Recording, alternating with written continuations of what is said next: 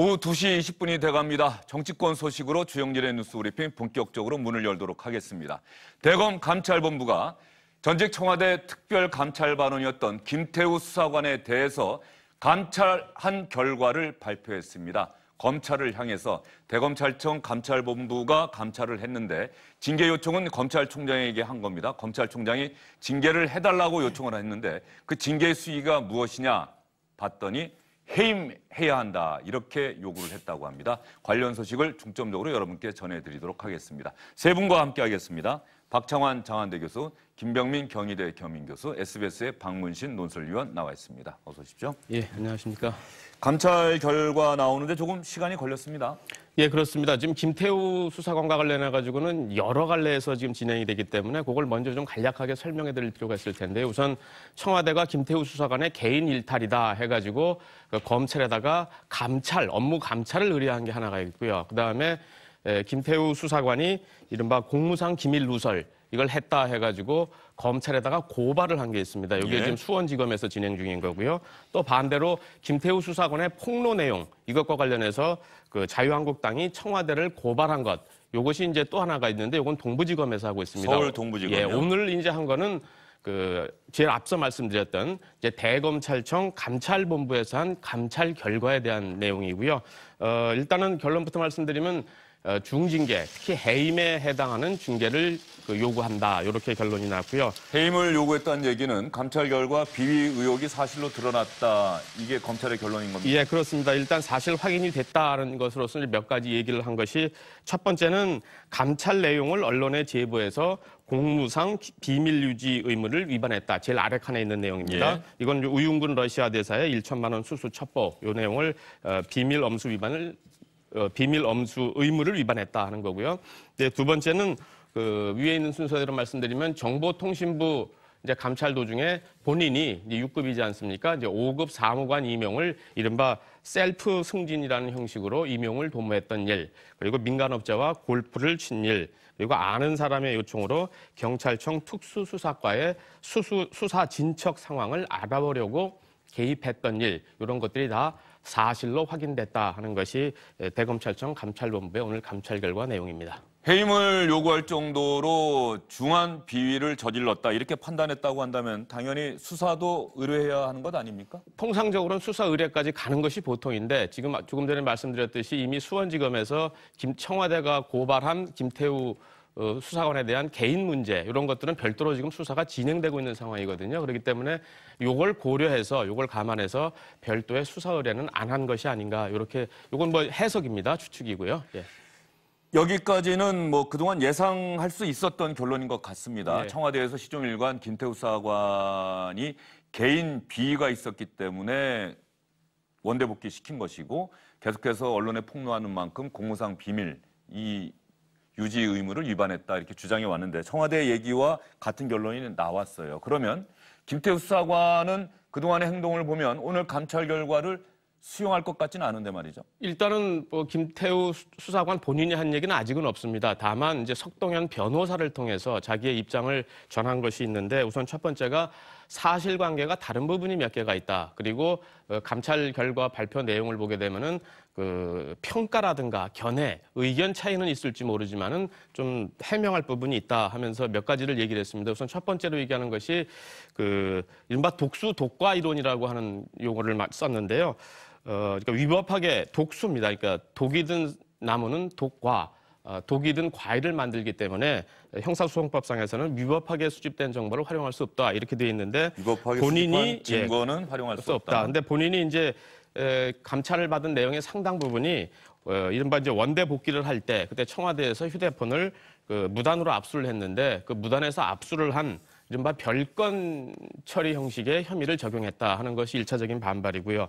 두 번째는 내용에 보면은 그 건설업자와 그 5번 골프 접대를 받았다 이랬는데 골프를 같이 간 건 1회뿐이다. 이거 사실관계가 다르다. 이런 식의 얘기를 했고 징계위 소명 절차에서 시비를 가리겠다. 이렇게 얘기를 해놓고 있고요. 그리고 이건 좀 정치적인 그런 수사학처럼 보이긴 합니다만은 정의로 가는 길은 험난할 수 있지만 사실은 변하지 않는다는 게 김태우 수사관의 생각이다라고 얘기하는 것이 석동현 변호사의 지금 전언입니다. 김태우 수사관 측의 반응 나오는 거 보면은 뭐 검찰 수사도 이미 각오하고 있는 것 같고 뭐 감찰본부의 감찰 결과에 대해서도 징계위원회에서도 따져보겠다. 이렇게 맞서겠다. 청와대와 검찰과 맞서겠다는 태도를 분명히 하고 있는데 오늘 감찰 결과 나왔어요. 비리를 저지른 수사관이 개인 목적으로 청와대의 정당한 루트를 통로를 통하지 않고 만든 첩보 이런 걸 갖고 야권이 무책임하게 폭로하고 있고 일부 언론도 따라가고 있다. 이런 청와대와 민주당의 주장 이런 것이 나오고 있는 상황에서 감찰 결과까지 나왔다. 그렇다고 한다면 청와대와 민주당이 얘기한 대로 이 결론이 날 수 있을까요? 그런 건 아닌 것 같습니다. 이게 사안이 이 김태우 씨가 비위가 있었다고 그래서 비위가 있는 것과 그리고 김태우 씨가 폭로하고 있는 민간인 사찰과는 이게 또 별개의 문제가 지금 되고 있는 거거든요. 좀 그런 점에서 검찰이 이제 청와대에 압수수색하지 않았습니까? 이미 제출 형식이지만 이렇게 본다면 이 사건이 비위를 가진 개인의 일탈 그걸로 끝날 수 있는 사안은 이미 넘어섰다. 그 선은 이미 넘어섰다. 네, 이미 이거는 뭐 정치 쟁점화 됐고요. 정권의 도덕성이 달린 심각한 문제가 됐기 때문에 예. 이거는 이것대로 풀어야 될 또 다른 숙제를 지금 남겨놓고 있다고 봅니다. 박창환 교수 말씀에 김병민 교수도 동의하십니까? 네, 맞고요. 그 사안이 조금 더 복잡해졌다라고 생각이 드는 게요. 오늘 김태우 수사관에 대한 감찰 결과를 발표하지 않았습니까? 그러면서 내용이 나왔던 것 중에 인사 청탁에 관한 얘기가 나옵니다. 예. 인사 청탁을 오히려 김태우 전 수사관이 민간인에게 청탁을 했다라는 얘기가 나오게 되고요. 이러한 청탁에 따라서 특별 감찰반으로 들어오게 된다라고 얘기를 하게 되는데 실질적인 규정상 민간인에 대한 인사 청탁은 처벌에 대한 규정은 없다는 겁니다. 하지만 정치적인 의미로 해석하게 된다라면 누군가 민간인에게 청탁을 했고 그 청탁을 받아들인 결과 청와대로 들어갈 수 있었다라면 이 또한 굉장히 정치적인 문제를 삼을 수 있는 내용이기 때문에 결국은 한 가지 더 추가되는 상황으로 문제가 촉발될 가능성이 높은 거고요. 지금 현재는 김태우 전 수사관의 문제로 시작돼서 결국은 정치권의 공방으로 커지고 있는 일이고 이게 현재 진행형인 상황이라서 아직까지는 얼마만큼 이 상황이 더 커지고 폭발력을 가지게 될지 아무도 가늠하기 어려운 지점이 아닌가 싶습니다. 김태우 수사관이 특별감찰반에 들어갈 수 있도록 나 좀 도와주세요라고 인사청탁을 한 사람이 누굽니까? 그 관련해 갖고 오늘 그 감찰본부에서 나온 얘기가 그 직접적으로 제가 예. 보지는 못했습니다. 보지 뭐 특히 이제 그 감찰 뭐 반장이라 그래야 되나요? 그 분께서 이제 백 브리핑한 내용인데 그거를 직접 받아보지는 못했는데요. 아마 이제 이런 이제 내용을 가지고 이런 것들이 이제 결국은 이 2라운드 수사로 다시 수원지검으로 넘어가 가지고 2라운드 에서 이제 일종의 감찰 결과를 이제 넘겨받아서 이런 것들을 어떤 수사를 본격화하는 어떤 그 증거물을 공유한다든가 아니면 수사를 공조한다든가 이런 차원으로 이제 앞으로 계속 한 단계 진행되지 않을까 이렇게 예상이 됩니다. 그 민간인이 아마 지난해 5월, 6월 그 시점은 그때인 것 같고 평소에도 정보를 주고받던 건설업자, 네. 이 건설업자에게 내가 특별감찰반에 들어갈 수 있도록 좀 도와주세요라고 인사청탁을 했다는 과정이 오늘 감찰 결과에서 나왔다. 네, 맞습니다. 이게 하나 나왔기 때문에 조금은 더 복잡해진 것 아니냐. 이것도 수사를 해봐야 되는 부분이다. 그러니까 거기에 대해서 어디까지 해명을 하고 있냐면은 이 건설업자 같은 경우는 본인이 직접적으로 청탁한 것 아니라 어느 정도 필요한 상황에 대해서 도움을 주기 위한 뭐 문건 하나를 건넸다 정도로 지금 나와 있거든요. 그렇다면 그것을 받아서 애당초에 들어오지 말아야 될 사람이 청와대에 들어왔다면 이 또한 인사에 적극적인 뭔가의 문제를 개입하게 된 상황 아니겠습니까? 청와대 인사가 과거와는 다르게 굉장히 좀 공명정대하게 이루어져야 되고 만약에 민간인 수준에서 청와대 인사까지 영향력을 미칠 정도의 사람이라면 어떤 관계에 누구와 인연을 맺게 됐는가로 굉장히 의혹이 또 폭발될 수 있는 폭발력을 갖고 있는 사안이거든요. 따라서 검찰에서 이 부분을 수사 의뢰하지 않은 건 내용을 이 정도 선에서 좀 정리하고 특히나 청와대에서 김태우 전 수사관을 고발한 건 같은 경우는 공무상 기밀을 누설했던 부분들로 한정이 돼 있기 때문에 이것들에 대한 범위를 또 넓히고 싶지 않는 것이 아닌가 생각이 되지만 현재 자유한국당과 같은 야당 입장에서는 이 문제에 거의 사활을 걸고 있거든요. 한 가지, 두 가지 새로운 쟁점이 나올 때마다 거의 모든 에너지를 총동원해서 진실규명을 하려고 나설 것이기 때문에 조금 사안이 가면 갈수록 더 복잡해지는 양상인 것 같습니다. 대검 감찰본부의 감찰 결과에 따르면 이 건설업자가 김태우 수사관의 인사청탁을 받았고 그리고 김태우 수사관의 프로필을 누군가에게 보냈다.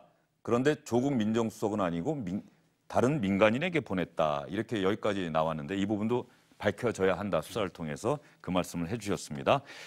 감찰 결과가 나와서 해임까지 요구를 했습니다만 김태우 수사관 측에서는 절대 수긍하지 않겠다. 징계위원회에서 다투겠다. 이렇게 밝히고 있습니다. 오늘 감찰 결과에 대해서 다른 정당들이 반응이 나왔는지 모르겠는데 자유한국당은 반응이 나온 것 같습니다. 한번 들어볼까요?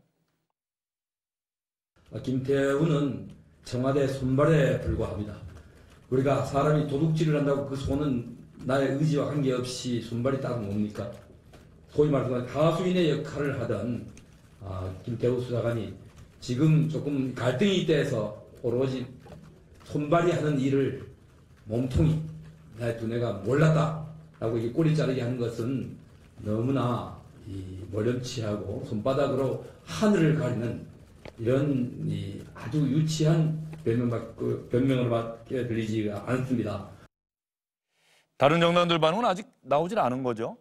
지금 박문진 의원? 예, 제가 보지는 못했습니다. 예. 아마 근데 뭐 지금 자유한국당 발언도 이미 예상됐듯이 뭐 여당 쪽이라든가 다른 정당 반응도 대충 비슷할 것 같습니다. 큰 틀에서 보면은 여당 쪽은 상대적으로 이제 김태우 수사관의 일탈, 개인적 비리 이런 거를 강조하는 측면일 테고, 그리고 자유한국당은 조금 전에 들으셨듯이 개인적 일탈이 있었다 하더라도 이것과 또 청와대가 지금 답해야 되는 여러 가지 사안들, 이거에 대한 궁금증과 의문, 의혹 이런 것들은 또 별개의 문제 아니냐. 이 부분을 더 철저히 수사하고 조사해야 된다. 이런 입장 크게 이렇게 나눠지지 않을까 이렇게 생각이 됩니다. 이 상황에서 어젯밤에 환경부에서 갑자기 보도자료를 내놓아서 어제 오후까지만 해도 자유한국당에서 뭔가 하나 폭로를 했는데 이 부분에 대해서 환경부에서 인정을 하지 않았었는데 어젯밤 늦게 보도자료를 내고 일정 부분은 맞다고 주장했던 부분이 있는데 과연 어떤 내용인지 먼저 자유한국당의 TF에서 활동하고 있는 김용남 전 의원의 이야기를 먼저 여러분께 들려드리겠습니다. 과연 어떤 내용을 폭로를 했길래 환경부가 어젯밤 늦게 일정 부분을 인정하는 보도자료를 내놓았을까? 김태우 수사관의 주장은 1월 18일 환경부의 간부로부터 그 문건을 받은 것은 맞는데 그 문건을 작성해달라고 자기가 요청한 바가 전혀 없고 환경부 간부가 이거를 보고해달라라고 해서 자기한테 건네주어서 자기가 그 문건 내용을 보니까 이게 보고를 좀 급하게 해야 될 거로 생각이 돼서 세종시에서 받자마자 사진을 찍어서 텔레그램으로 사진 파일을 이인걸 특감반장한테 우선 보고를 했고 그날 청와대에 올라와서 받은 문건도 실물도 이인걸 특감반장한테 보고를 했다는. 저 얘기가 문재인 정부에서도 블랙리스트가 있었다는 주장으로 자유한국당은 이어가지 않습니까? 예, 그렇습니다. 이제 민간인 사찰, 블랙리스트 뭐 이런 식으로 이제 한 단계 어떻게 보면은 현 정부가 주로 이제 적폐 청산을 하면서 공격을 해왔던 그 대상을 의도적인지 아니면 모르겠습니다만은 자유한국당은 그걸 연상시키게끔 지금 계속 그에 대한 공격 포인트를 맞춰서 가고 있는 거죠. 우선 문건 내용을 말씀드리면은 한국당이 공개한 문건은 환경부 관련 문건입니다. 환경부 산하에 8개 기관, 보통 이제 정권이 바뀌게 되면은 공공기관장이라든가 이런 것들을 교체하지 않습니까? 이때 8개 기관들의 이제 정부가 보통 임명하는 권한을 가진 게 이사장, 사장, 감사 이렇거든요. 그리고 그 외에 본부장급의 임원들 이런 사람들의 사퇴 현황과 관련된 보고서인데요. 그래서 뭐 누구는 사표 제출 예정으로 돼 있다. 누구는 반발하고 있다. 근데 반발하는 사람은 박근혜 캠프 출신이다. 새누리당 출신이다. 전 정부 추천 인사다. 뭐 이런 식의 꼬리표가 붙어 있고요. 그리고 지금 화면에 보고 있습니다만 이거 문건 하단에 보게 되면은 어떤 사람에 대해서는 최근 야당 의원실을 방문하여 사표 제출 요구를 비난하고 내부 정보를 제공한다는 소문이 있다. 이렇게 돼 있고 어떤 사람 밑에 문건 하단 2번째에 있는 보면은 이 사람은 안종범 전 경제수석이 본부장 임명에 도움을 주었다고 하는 사람인데 지금은 여권 인사와의 친분을 주장하고 있다. 뭐 이런 식의 그 개개인에 대한 일종의 그 품평이라 그럴까요? 이런 것들을 지금 달아놓고 있는 그런 문건입니다. 이것과 관련해서 환경부가 어젯밤 늦게 내놓은 보도자료를 보면은 조금 전에 자유한국당 주장은 김태우 수사관이 요청하지도 않았는데 환경부 쪽에서 먼저 이런 자료가 있는데 윗선에 보고를 해달라, 청와대에 보고를 해달라. 그래서 받았다고 얘기를 했는데 환경부의 해명에 의하면은 김태우 수사관이 요청을 했다. 이렇게 아마 보도자료를 내놨습니다. 그래서 올 초에 감사 담당관실에서 작성된 것이다. 윗선에는 보고가 되지 않았다고 환경부는 그렇게 해명을 어젯밤 늦게 했습니다. 그리고 청와대에서도 같은 해명이 나온 게 이 자료와 관련해서 청와대 민정라인 그 누구도 보지도 못했고 보고받지도 못했다. 이 부분도 자유한국당 주장과 엇갈리는 부분이죠. 이인걸 특별감찰반장에게 텔레그램으로 먼저 보고를 했고 그 다음날 실물을 갖고 와서 직접 보여주기까지 했다. 이렇게 엇갈리는 주장이 계속해서 나오고 있습니다. 이 상황을 보면 이른바 민간인 사찰 의혹이라든가 김태우 수사관이 폭로했던 내용이 나오면은 청와대가 반응하는 것과 거의 유사한, 다만 이번에는 청와대가 반응한 것이 아니라 환경부가 반응했다는 차이 정도 있을까요? 네, 청와대는 처음에 이 내용에 대해서 본 적도 없고 들은 적도 없다라고 선을 긋기 시작했고요. 환경부도 처음에는 이 내용에 대해서 전면 부인했지만 나중에는 문건에 대한 진위 여부가 파악되지 않겠습니까? 문건에 대한 양식을 보니까 이 정부 문건의 양식이 거의 분명해 보일 정도의 내용이기 때문에 처음에는 누가 작성한 것인지를 확인하지 못했기 때문에 일단은 부인했다는 거지만 결과적으로 환경부가 작성한 것은 맞다는 겁니다. 그러니까 이 지점에서 환경부의 대응에 대해서 아마 많은 사람들이 좀 의구심을 가지게 될 텐데요. 문제를 확인하고 난 뒤에 정확하게 사실관계를 확인하고 나서 답변했으면 이렇게까지 의혹을 키우지는 않을 텐데 부인하고 나서 나중에 만들었긴 만들었는데 여기 다시 김태우 수사관이 껴들어가게 되는 겁니다. 김태우 수사관의 요청이 있었기 때문에 만들었다라고 주장을 하고 있는 건데요. 그렇다면 김태우 수사관의 어떤 요청이 있었는지를 분명히 확인해야 될 필요가 있는 거고요.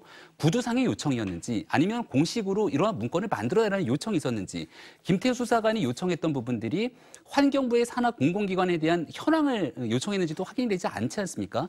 가장 큰 문제는 어떠한 요청이 있었더라도 문건에 대한 내용들을 살펴보게 됐을 경우에 현재 상황에서 사찰에 준할 정도의 내용이 들어가 있고 그 안에서 성향 파악까지 있기 때문에 이러한 문건을 작성한 것은 굉장히 큰 문제라고 확인될 수 있는 지점이 있습니다. 따라서 이것을 단순하게 김태우 수사관의 문제로만 요청으로 국한될 것이 아니라 정확한 사실관계 확인을 위해서 청와대도 더 적극적으로 나설 필요가 있지 않을까 생각이 됩니다. 다만 여기서 사실관계의 다른 부분은 앞으로 뭐 수사를 통해서 밝혀지든 우리가 좀 기다려봐야 하는데 분명한 것은 환경부가 이 문건을 작성했다는 걸 인정을 한 거예요. 김태우 수사관이 요청을 했든 안 했든 그 부분은 인정을 한 건데 저 문건 내용 조금 전에 설명 들으셨잖아요. 블랙리스트라고 볼 수 있습니까? 블랙리스트라고 하기에는 조금 침소봉대적인 성격이 있다고 봐요. 왜냐하면 블랙리스트의 개념이 뭘까요? 수사할 대상들, 그러니까 소위 쫓아낼 사람들의 리스트를 만들어서 관리하고 그 사람들을 이제 소위 말해서 이제 조사하고 이런 것들이 이제 블랙리스트예요. 실제로 쫓아내고 말이죠. 근데 이제 우리가 과거 정권의 블랙리스트 그러면은 순수하게 민간 영역에 있는 사람들에 대한 그런 블랙리스트를 만들어서 이것이 이제 헌법에 위반된다. 이래서 이제 결국 탄핵 사유 중에 하나가 됐는데 공공 업무, 그러니까 이 공공기관이라고 하는 거는 직무 관찰 내 범위 내에 있기 때문에 이거를 과거의 블랙리스트와 이렇게 비유하려고 그러는 거는 조금 좀 침체의 성격이 있다고 보고요. 하지만 그럼에도 불구하고 사실 정권 초기만 하더라도 정권 바뀌면은 제일 먼저 사람들이 눈독 들이는 게 공공기관장 이 자리들 아니겠습니까? 예. 과거에도 낙하산 때문에 논란이 얼마나 많았습니까? 정권 초기에 여기에 대해서 취재를 한 적이 있었는데 당시에 청와대 내부의 분위기가 청탁을 전혀 할 수 없는 분위기였어요. 왜냐하면 억지로 우리가 전 정권에서 임명한 사람, 임기 남은 사람을 쫓아내지 않겠다가 정권 초기에 청와대 내부의 분위기였습니다. 당연히 그렇게 했어야죠. 네, 그렇죠. 예. 그런데 지금에 와서 이제 이런 환경부의 산하기관의 자리들에 대한 이런 그 문건이 나오니까 이게 문재인 정부가 초심을 잃은 건지 아니면 소수의 일탈이 있었는지 이 부분에 대해서 저는 청와대가 이제까지 아까 민간인 사찰 문제도 그렇고 그다음에 이 환경부 문건도 그렇고 여기에 대해서 심각하게 고민할 필요가 있다. 이게 문재인 정부가 잘한 게 별로 없지만 국민들이 지지했던 가장 큰 이유는 촛불에서 가지고 있는 진정성을 믿었기 때문이에요. 근데 문재인 정부의 진정성이 훼손되면은 이거는 걷잡을 수 없는 사태로 커질 수 있다라는 겁니다. 좀 그런 점에서 청와대가 너무나 소극적인 대응을 하고 있다.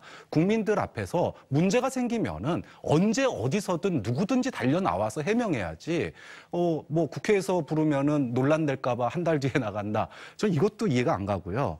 그리고 무엇보다도 유권자들의 손가락을 부끄럽게 만들면 안 된다고 생각해요. 예. 문재인 정부에게 투표를 했던 많은 유권자들이 우리가 적폐 때문에 탄핵 때문에 투표를 해줬는데 이 손가락이 부끄럽게 되는 순간 문재인 정부는 끝이다. 그래서 지금 청와대의 이런 개인의 일탈이라거나 소극적인 대응만으로는 이제는 문제를 덮을 수 없다. 여기에 대해서 청와대가 스스로 대통령이 나서서 사과할 건 사과하고 또 문제가 있다라면은 그 문제에 대해서 청와대가 적극적으로 이 문제의 원인을 저는 찾아내고 잘못된 게 있으면은 처벌하고 또 대안도 제시하고 이런 과정을 거쳐야 된다고 생각합니다. 그래야지 국민들이 그 진정성을 믿어준다고 봅니다. 예.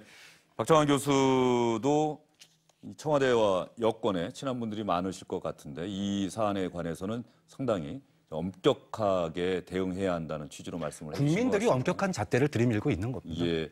지금 말씀하신 대로 이 정권 초반에는 그런 인사청탁도 감히 할 수 없는 분위기였는데 1년 반이 지났고 실제로 환경부 산하기관 인사된 거 보면은 우리 환경부 담당하는 기자가 취재한 결과를 봐도 상당수가 어쨌든 지금의 여권과 관련이 있는 인사들로 채워진 것 같다는 취지로 그 얘기를 하더라고요.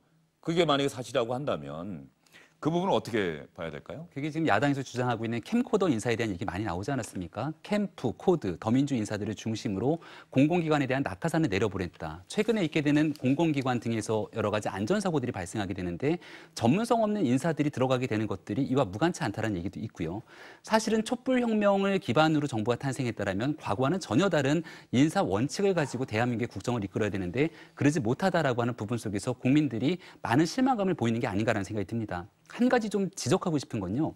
환경부에서 문건을 만들었다는 것을 자인한다면 이 문건은 그냥 있는 내용들 현안만 가지고 두들겨서 만드는 문건은 아닌 것 같습니다. 여기에 대한 현황 파악과 동향 보고 등이 들어가 있기 때문에 문건을 작성하기 위해서는 행동이 수반돼야 되거든요. 그 행동을 누가 어떠한 관점에서 했는지를 분명히 밝힐 필요가 있습니다. 그리고 이 내용에 대해서 어디까지 보고를 받았는지도 살필 필요가 있고 이게 단순히 환경부에 국한된 것인지 아니면 전체적인 다른 부처까지도 이러한 일들이 있는 건지를 확인할 필요가 있는데요. 가장 간단한 건 이 문건에 있는 사람들의 인사와 그게 이제 올 초에 만들어졌다는 건데 지금 12월의 시점에서 과연 그 사람들이 어떻게 바뀌었는지를 바라볼 필요가 있는 거고 예. 박근혜 전 대통령이 최종적으로 선고를 받게 되는 과정에서 문체부 인사에 대한 강요에 대한 혐의도 결국은 유죄로 판단됐던 부분들에 대해서 현 정부가 굉장히 깊이 좀 새겼으면 하는 바람이 있습니다. 예. 환경부를 담당하는 기자가 얘기한 거 보니까 바른미래당에서 분석한 결과를 인용을 하고 있는데 현 정부 들어서 환경부 산하 공공기관 자리 가운데 임원 이상의 자리가 45개가 채워졌는데 이 가운데 절반 이상이 민주당 당적 보유자, 문재인 캠프 인사라는 분석이 있다. 이런 자료를 얘기해서 그 질문을 김병민 교수께 드린 거고요. 블랙리스트라고 할 수 있으려면 실제로 블랙리스트와 관련해서 박근혜 정부 청와대에서 있었던 인사들이 유죄도 인정받았는데 말이죠. 블랙리스트라고 하는 게 이렇게 보면 되겠죠. 자, 리스트를 작성을 해요. 여기에 올라와 있는 이 사람들에게는 절대 어떤 이익이라도 줘서는 안 된다. 쫓아내야 한다. 자, 쫓아낸 결과까지도 보고를 해라. 가령 이렇게까지 하고 그 쫓아내는 과정까지도 다 확인이 돼야 하고 그래서 실제로 쫓아냈고 이러면 블랙리스트라고 법원에서 인정을 한 건데 지금 자유한국당에서 저 부분을 블랙리스트라고 주장을 했는데 우리가 블랙리스트라고 과연 볼 수 있는지 이 부분은 좀 한번 따져봐야 될 것 같아요. 남우식 의원은 어떻게 보십니까? 일단 아까 박 교수님이 얘기한 그 말씀에 기본적으로 공감이 되더라고요. 다만 이게 블랙리스트까지 가기에는 아직까지는 조금 더 이걸 과연 블랙리스트로 봐야 되나 하는 정도의 사안이긴 하지만 몇 가지 궁금증은 있습니다. 왜냐하면 우선 간략하게 말씀해 주시죠. 환경부가 아니라 그랬다가 시인을 한 거거든요. 그러면 그것도 6급 수사관인 김태우 수사관의 요청에 의해서 한 거다. 이렇게 됐다 보니까 자 그러면 당연히 떠오르는 질문이 그럼 환경부 이외에 다른 데서 다른 부처는 이런 거 안 만들었을까 하는 의문이 있을 수가 있고요. 그다음에 6급 비서관이 이런 걸 6급 수사관이 이런 걸 요청했다 그래가지고 부처가 이런 걸 들어줄 정도면은 그 위에서 어떤 요청이 왔을 때는 이게 어떻게 그럼 진행이 됐을까 하는 또 다른 의문점이 있고 그리고 이제 김태우 수사관이 언론에서 한 얘기가 있습니다. 이게 조선일보에서 나온 얘기인데 물론 사실관계는 아직 확인되지 않았습니다. 예. 이렇게 얘기를 했습니다.